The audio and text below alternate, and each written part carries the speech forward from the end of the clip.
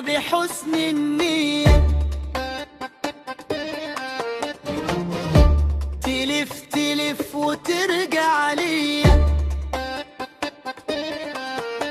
ألاقيها اتغيرت واتحورت وألاقيها مش زي ما هي. أقول كلمة بحسن النية،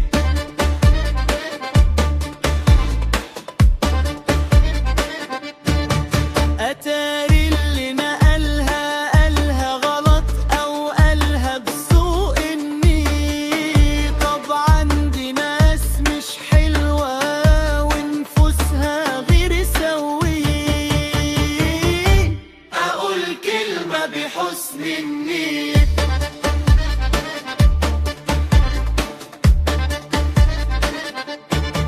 مهمتها تفرق بين الناس وخططها شيطانية، تخلق جو من التوتر وتملاه كراهية وعدوانية عشان يصفى لهم الجو ويوقعوك في الخير. أقول كلمة بحسن النية،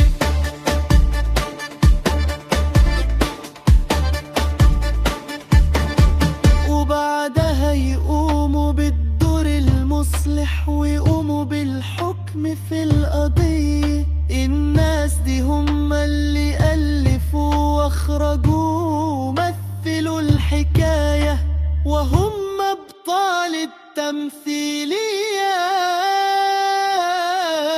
أقول كلمة بحسن النية،